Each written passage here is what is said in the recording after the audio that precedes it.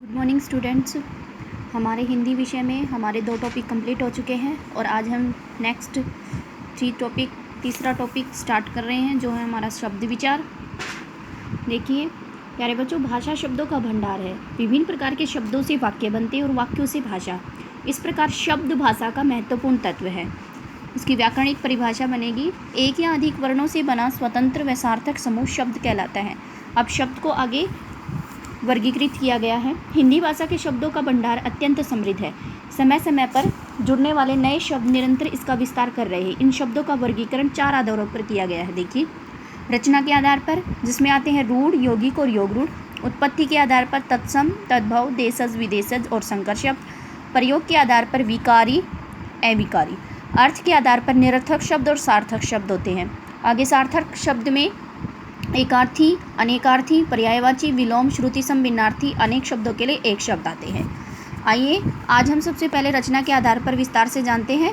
आगे के जो वर्गीकरण है उसको हम नेक्स्ट टॉपिक में जानेंगे।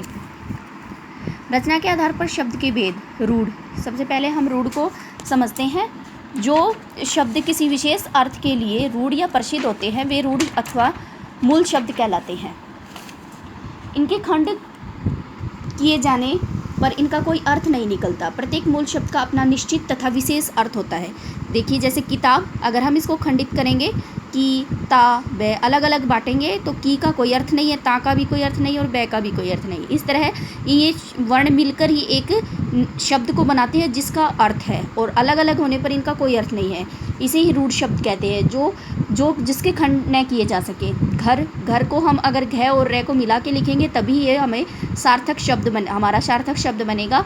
अगर हम इसको खंडित करेंगे तो यह कोई अर्थ नहीं देगा। आगे देखिए, यौगिक शब्द। यौगिक अर्थात योग से बना हुआ, 2 अथवा 2 से अधिक शब्दों से मिलकर बनने वाले सार्थक शब्द यौगिक शब्द कहलाते हैं।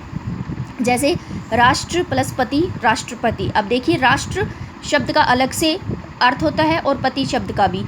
इस तरह दोनों मिलकर एक नया शब्द बन गया, राष्ट्रपति। रसोई घर, रसोई और घर दोनों शब्दों का अलग अलग से अर्थ है, लेकिन दोनों के मेल से एक नया शब्द बनाया है, रसोई घर। योग रूढ़। आगे देखिए, जो शब्द यौगिक होते हुए भी किसी विशेष अर्थ के लिए रूढ़ हो जाते हैं, वे योग रूढ़ शब्द कहलाते हैं। निशाचर। निशाचर अर्थात जो रात को घूमने वाला है। इसका एक मीनिंग अलग से है, अर्थ अलग से है।